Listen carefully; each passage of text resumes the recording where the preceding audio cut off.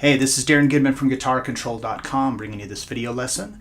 Today I want to show you a cool string skipping lick. It's Diminished. Be sure to click on the link in the description to get the tabs, and let's get close up and take a look at this.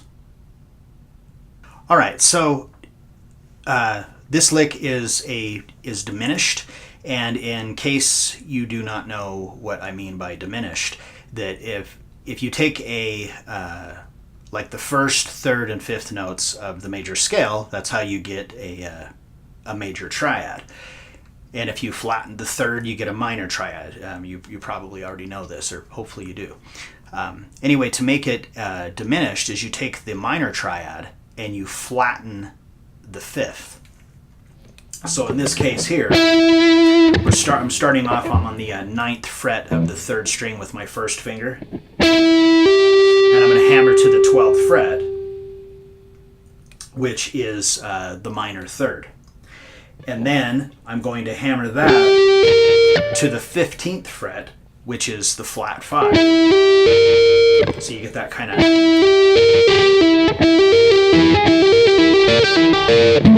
a strange sounding intervals, but this is just like a really cool sounding lick that you can use it in all kinds of applications. I do this exact same lick actually in a solo on our newest record, and it just came out really cool.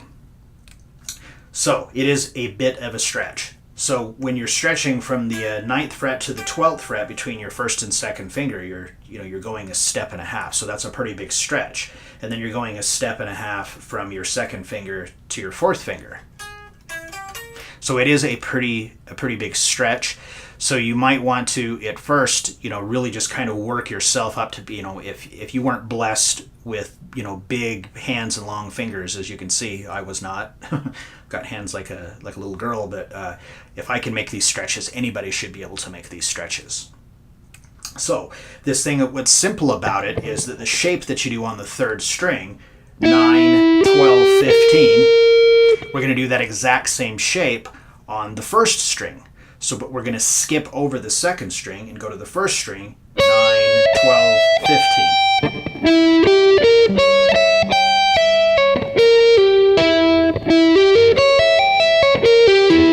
So we are going to be doing this with legato, with hammer-ons and pull-offs. So we're going to start off, you're going to, on the 3rd string, with a downstroke, you want to pick, hammer, hammer, and then go to the 1st string, upstroke, pick, hammer, hammer, pull, pull, and then go back to the 3rd string, pick, pull, pull.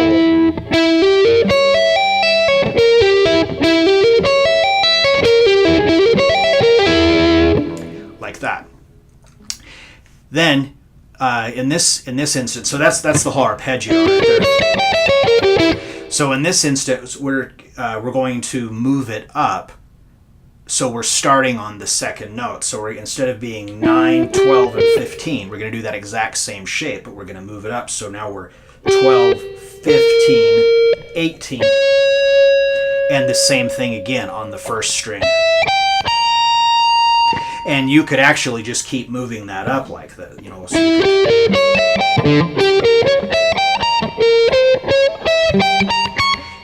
with diminished licks, that's how they work. Is you just always move it up like that. So this is movable, so you can move it wherever you wanted it to be, to match the key of whatever it is you're trying to play over.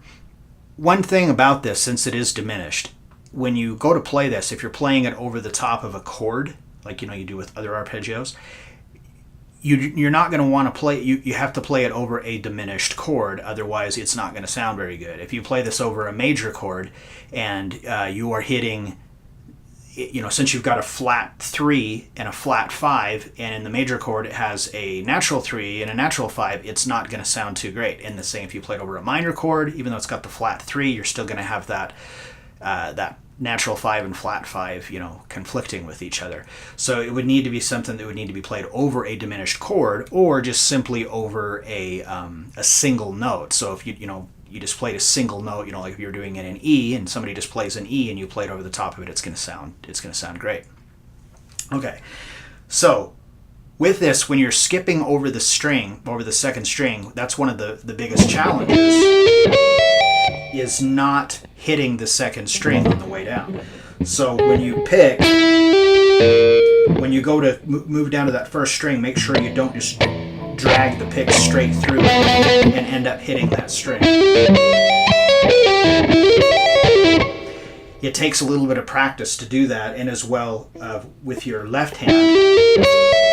When I move from the third to the first string, instead of, typically if you're just playing like up a scale, you might just, really lightly, brush across the strings.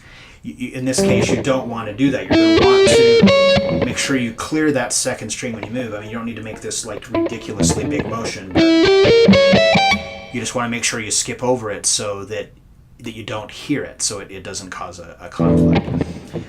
All right, so with this we're going to go pick, hammer, hammer, pick, hammer, hammer, pull, pull, pull, pull, and then slide up, hammer, hammer, pick, hammer, hammer, pull, pull, pick, pull, pull, and then I just slide up into that note to kind of resolve it.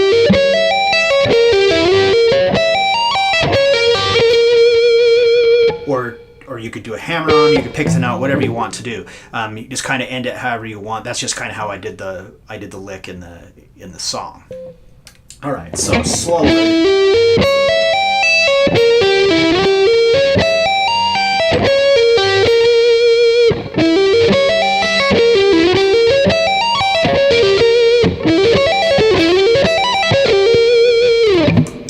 Now, again, you want, like I've said in other videos and stuff, that when you're playing on the higher strings, you want to make sure that you're muting the lower strings with your right hand so as that they're not ringing out and stuff.